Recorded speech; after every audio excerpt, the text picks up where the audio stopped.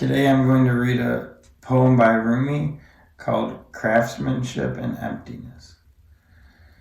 I've said before that every craftsman searches for what's not there to practice his craft.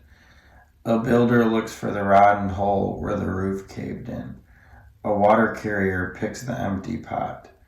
A carpenter stops at the house with no door. Workers rush towards some hint of emptiness, which they then start to fill. Their hope, though, is for emptiness, so don't think you must avoid it. It contains what you need. Dear soul, if you were not friends with the vast nothing inside, why would you always be casting your net into it and waiting so patiently? This invisible ocean has given you such abundance, but you still call it death, that which provides you sustenance and work. God has allowed some magical reversal to occur so that you see the scorpion pit as an object of desire and all the beautiful expanse around it as dangerous and swarming with snakes. This is how strange your fear of death and emptiness is, and how perverse the attachment to what you want. Now that you've heard me on your misapprehensions, dear friend, listen to Attar's story on the same subject. He strung the pearls of this about King Mahmud, how among the spoils of his Indian campaign there was a Hindu boy whom he adopted as a son.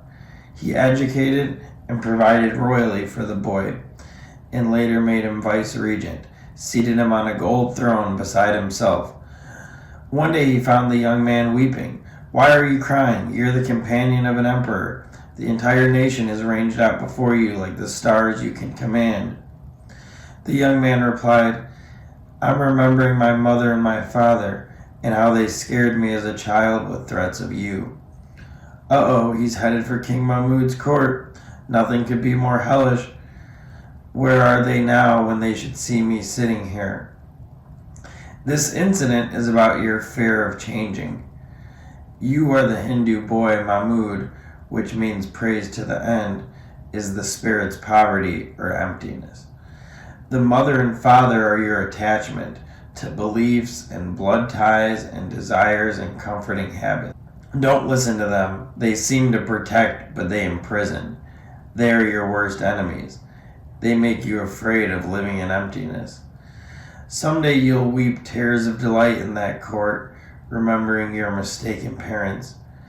Know that your body nurtures the spirit, helps it grow, and then gives it wrong advice. The body becomes eventually like a vest of chainmail in peaceful years, too hot in the summer, too cold in the winter. But the body's desires in another way are like an unpredictable associate whom you must be patient with. And that companion is helpful because patience expands your capacity to love and feel peace. The patience of a rose close to a thorn keeps it fragrant. It's patience that gives milk to the male camel still nursing in its third year, and patience is what the prophets show to us. The beauty of careful sewing on a shirt is the patience it contains. Friendship and loyalty have patience as the strength of their connections. Feeling lonely and ignoble indicates that you haven't been patient. Be with those who mix with God as honey blends with milk. And say anything that comes and goes, rises and sets, is not what I love. Live in the one who created the prophets, else you'll be like a caravan fire left to flare itself out alone beside the road.